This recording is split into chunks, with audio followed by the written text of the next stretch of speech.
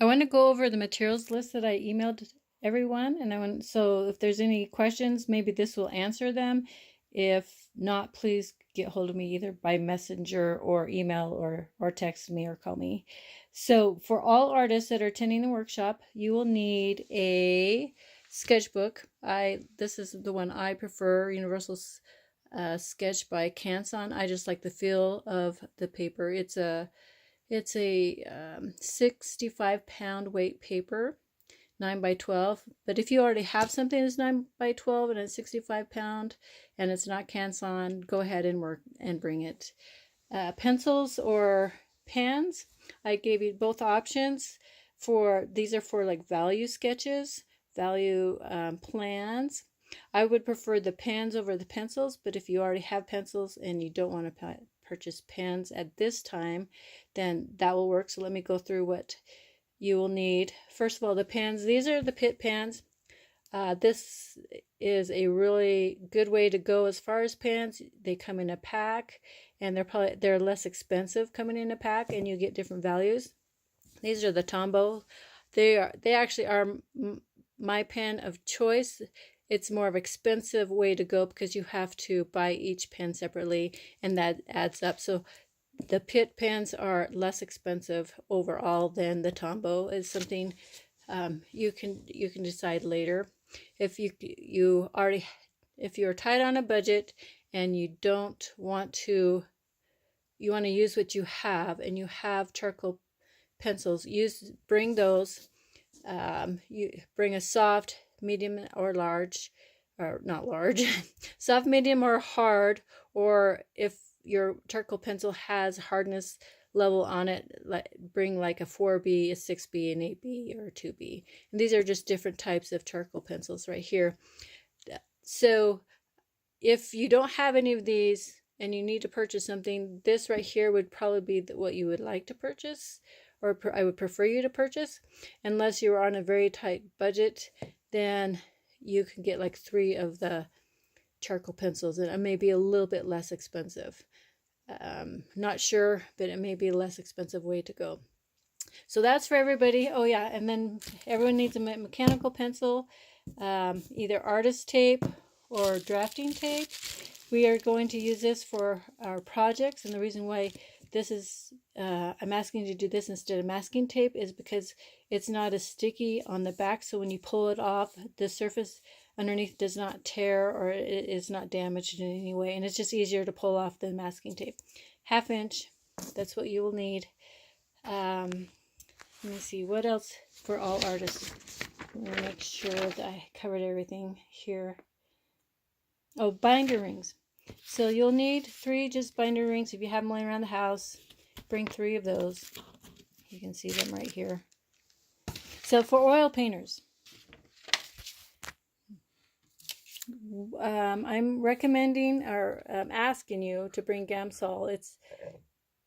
It's if you have other odorless mineral spirits, that's fine too. But if you're purchasing it, Gamsol is the better of the odorless mineral spirits. So don't go buy mineral spirits at the hardware store, or Lowe's, or Home Depot. It's greasier, and it's a little more costly. It's just, the solvents are a little stronger. If you do have it and it is odorless, for sure, then go ahead and bring it. But if you have to purchase it, purchase the Gamsol. That's the better choice. And then you'll need brush cleaner container. This is a brush cleaner container. That's my brush container of cleaner container of choice. And the being is it's spill proof. This is a medium size. Small size, I wouldn't purchase because it's going to frustrate you down the road. You might as well get a medium size. And I'm sorry, I don't know the technical size. When you go in, you'll see they'll have a smaller, medium, and a large, but they'll have like how many liters or ounces it will hold. Like I said in my list, this is expensive. You're gonna be spending like $30 for just a medium size. So if you need some place to cut back on money, just use a mason jar with a good tight fitting lid. At some point you'll want to upgrade to the stainless steel brush cleaner container because with this you have the risk of breaking. But for the workshop, if you don't have anything, this is a good option. Of course, a big roll of paper towels. I forgot to put on the list paint scrapers for the oil painters, and then the palette knife. I have 2. I've requested 2. If you can only purchase 1, purchase this one. The reason why I requested these is because lots of times I've seen past students bring me just these little tiny palette knives, and it's for what we need to do and for mixing paint and cleaning your palette and things. The way we're going to use these tools, those are very laborious and time consuming, and it will probably frustrate you. Here's are the brushes. These are the Filbert. Oh, I lost my train of thought. They are the bristle brushes, Filbert, size 4, 6, and 8. They are a hog hair. That's the type of brush I want. So if you don't get the Pro Stroke Creative Marks brand, then make sure whatever that you get is a hog hair, and it is a Filbert bristle brush, size 4, 6, and 8.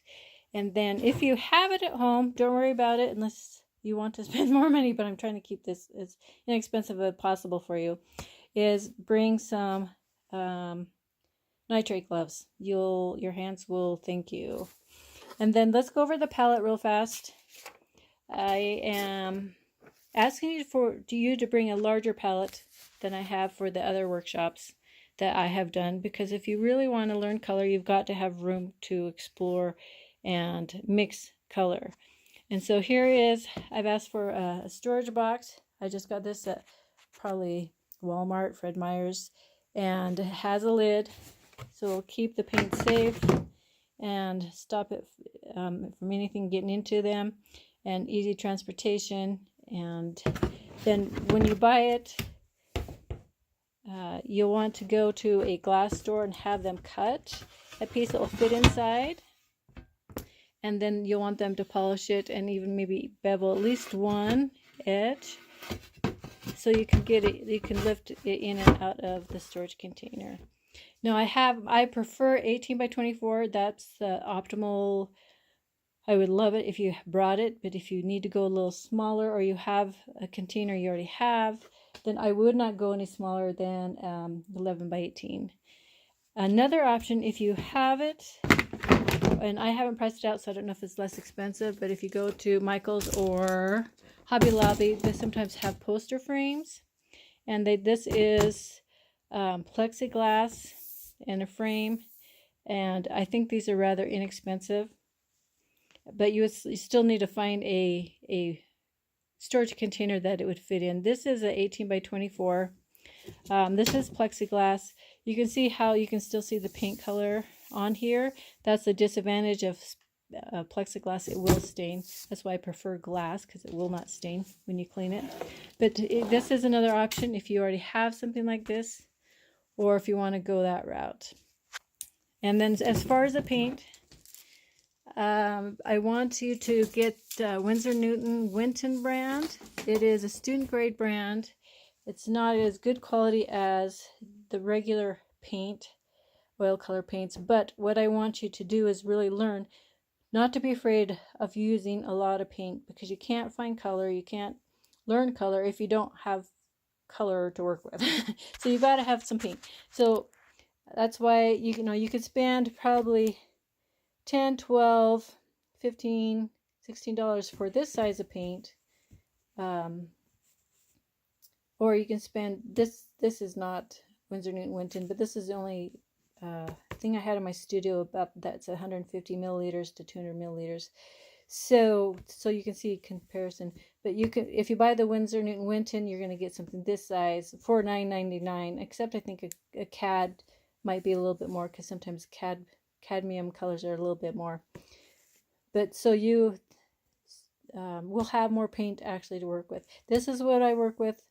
I'll talk more about this when we meet at the workshop, and I don't expect you to purchase this.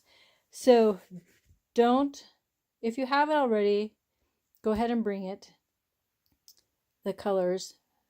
But if you need to buy some, buy this size, or know that if you have this, you're going to need to buy and purchase more, because this, you'll use this up in the workshop. So you might as well spend the same amount of money for this size than this size, because you're going to use a lot of paint. So that is the oil colors for the watercolorist. Let's move on over here. You'll need the same colors as the oil colorist. So if you have any questions there, give me a call. Here's a palette. If you don't already have one and you need to purchase one, this is the watercolors palette. I like this one because it has several places where you can mix color. And here you have 1, 2, 3, 4, 5, 6 bays that you can mix color. I like this because there's actually a lip here. Water does not flow back into the color. Do not put your colors in until the workshop, or unless I can find a picture of how to lay it out correctly, because it does matter how you lay out your paints. So don't, get your paints, get all excited, and then place them in. You're going to still spend, as a watercolorist, you're still going to spend close to a little bit over $100. Get the good quality professional grade Winsor Newton. Don't get the student grade, because the color is really adulterated and just not, how do I say this? You need to train your eye in good color, and the student grade does not have the intensity you need.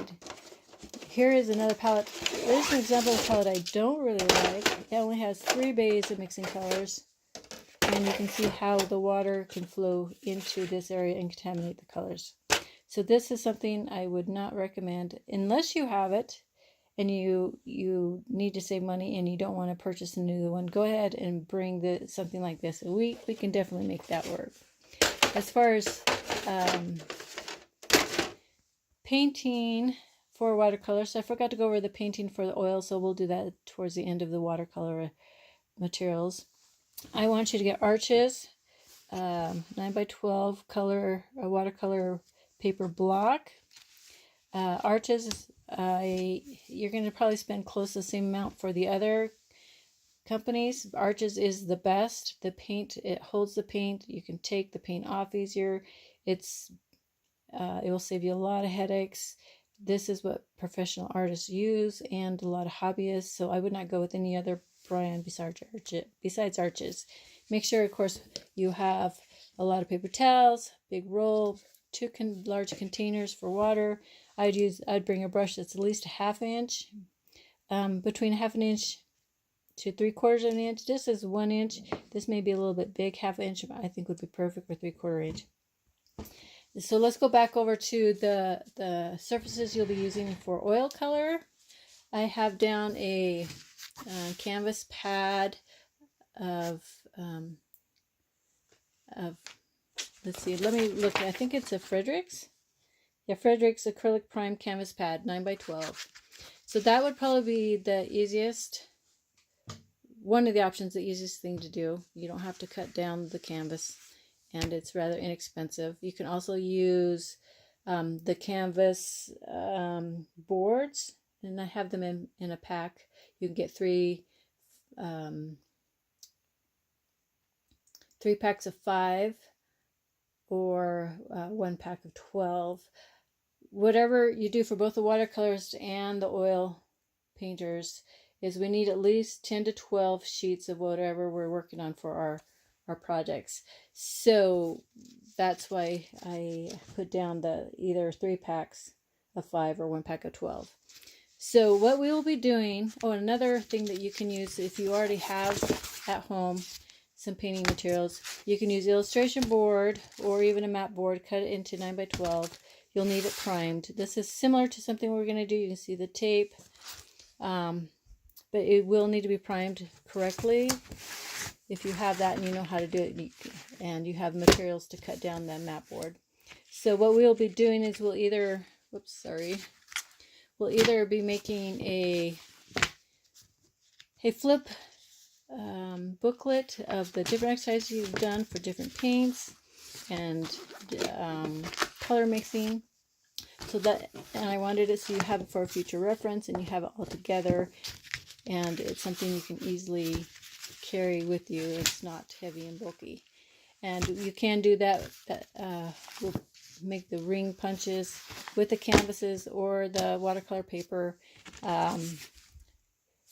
We probably could still do that with the mat board, but not with the canvas boards. But that's okay. Canvas boards can stack really, they're thin. They can stack really nicely. You can still have a nice presentation. So whatever you prefer, but that is kind of the thought as far as the canvases are concerned, whether you use the gessoed mat board, just straight canvas, make sure that the Frederick's canvas, or you use a canvas, actual canvas board. Make sure the canvas board, if you purchase, that it is also gessoed. So I think I've covered everything. If you have any questions, please let me know. I will be happy to answer them. You can just message me or text me or email me. And texting is probably fastest. Messenger probably second fastest. And email is probably third. So I'm excited to get going on all this. And we'll have a great time at the workshop. And we'll see you then.